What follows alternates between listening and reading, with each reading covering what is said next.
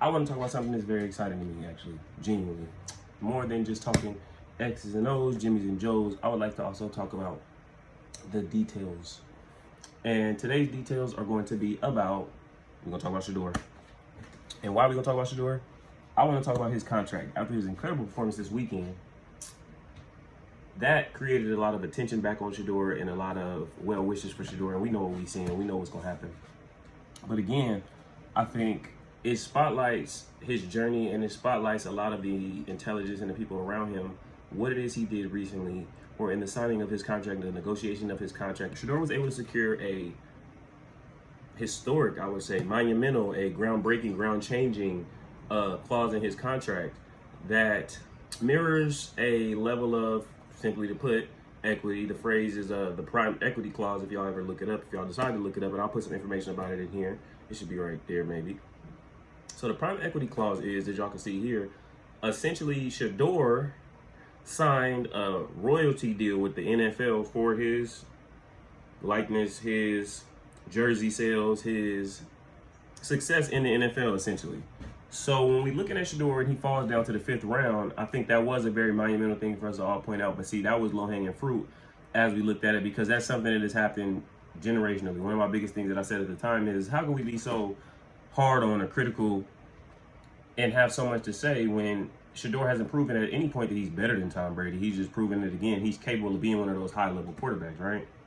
So I think now when we graduate to this next level of the conversation and we say, okay, well, how much of it was a conjecture? 90% of it.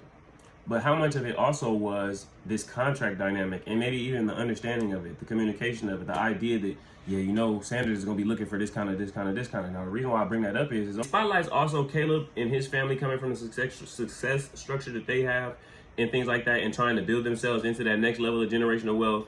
And then Marvin Harrison and his family, Marvin Harrison Jr., being that his dad played in the NFL, is one of the more successful receivers in the early 2000s and of all time, right? And the focus and what they went in kind of trying to negotiate and to get, whether that's his agent and his dad being like, you know what, that makes sense, you should definitely look at that, right? And then that different level of all-time great legend, you know, top 1% of the sport, Deion Sanders' son, Shedeur, again, the negotiation and the idea of the prime equity and getting in on the jersey sale. Over the last 2 seasons, we've had 2 different players come into the draft, and maybe it was just last season.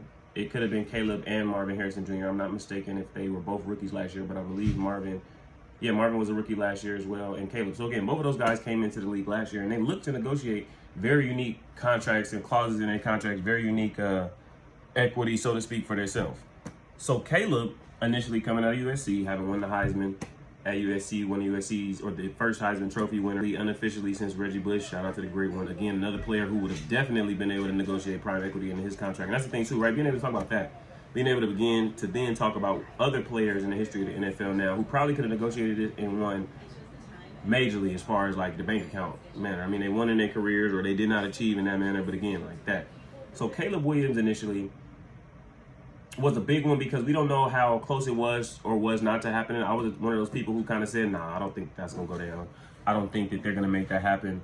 He was one of those people who attempted to negotiate, for example, with the Chicago Bears, and I'll put that information or just like a little blurb of it here as well, right? There's going to be our little go ahead and check it out section. He went to negotiate with the Bears for some level of equity, like, you know, partial ownership dynamic in the team. Now, that's wishful thinking when you're saying, okay, I'm going to be on this team for the duration of my career and all of these things. And, you know, I'm here to rebuild the franchise and all of this. But I think also when you look at that, and I don't think it's the conversation of how realistic was that, how realistic is that from the standpoint of, well, the black man trying to get what he deserved. No.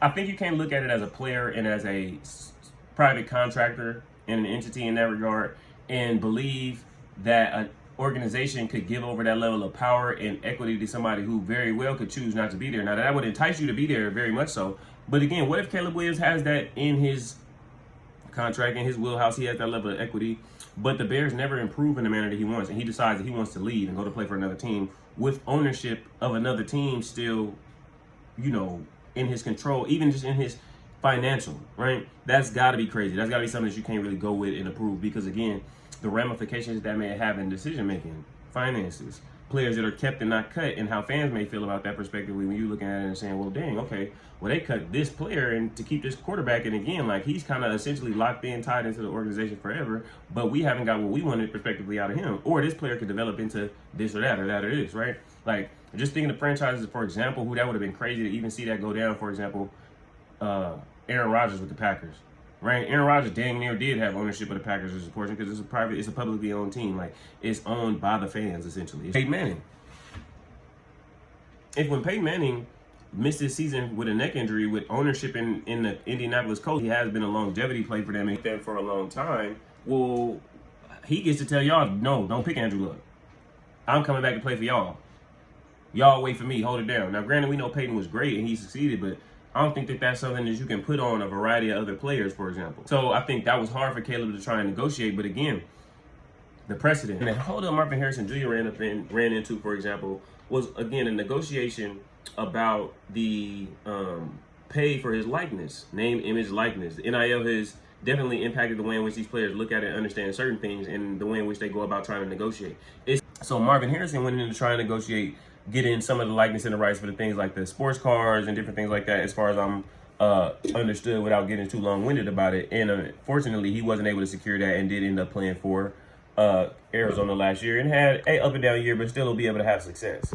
So Shedeur's contract on the traditional side, he signed a 4-year deal worth $4.6 million, roughly 1.16 per season, with a $447,000 signing bonus. Number one overall pick, projected prospectively, is going to get $48 million over 4 years. That's about 10 times Shedeur's salary. The prime equity clause and how it works is a piece of the contract that ties him directly to the revenue from his jerseys, merchandise that's sold in reference to Shedeur, so t-shirts and different things like that, posters, endorsements bearing his name. His jersey has already surpassed over $250 million. With a 12 to 50% royalty, that would mean he's made possibly a jaw-dropping $30 or $40 million just off merchandise. And again, the season isn't over. He hasn't stopped succeeding. So again, even if that jersey changes teams, he'll begin to continue to make money. The jersey will continue to make money. And again, he's ranked third in rookie jersey sales right now behind Cam Ward and Travis Hunter. So again, right, even the idea that when Shedeur was drafted going in, I remember I spoke on that. The idea that Cam Ward somehow skyrocketed to the top and he was just an out-and-out number one overall pick, that was when you knew the fix was in. But you got to really be able to pay attention to the game to know that there was no difference between the quarterback in that regard to spotlight that. And again, one was trained by all pros and has been mentored and taught by pros since the beginning, which is usually a positive spotlight. The other one came and made a long journey. But again, like, regardless of that long journey Cam Ward made, his long journey doesn't equate to Shedeur's. I think when you're looking at this, base salaries for the rookies traditionally varies by slot. Equity share, none. Typically, it's aligned with the draft position, and it's mainly salary plus endorsement deals. And then with Shedeur's deal, for example, it's $4.6 million, 12 to 15% jersey and apparel revenue, and a salary plus the potential tens of millions that he makes from the merchandise endorsement. So I think it's a big deal. It'll be interesting to see how it plays out. And shout out to Shedeur, man. It's time to dust that bitch off, as he said, because again, he gonna need to be using this little wrist to go ahead and check them deposits. Dust this off. Let's dust this off. Let's dust this off, man.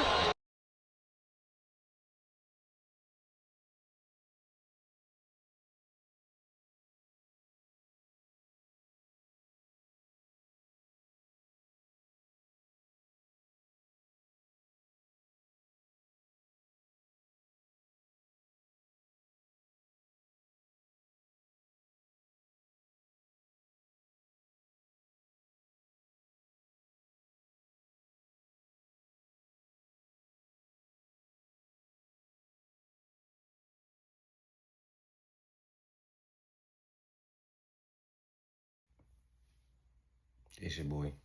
You know it. You're up late. And as we up late, I'm usually up editing, fixing, working on something, thinking it over. So we're going to take this opportunity to do that. What they do, like, comment, subscribe, or I'm going to be on the timeline talking crazy.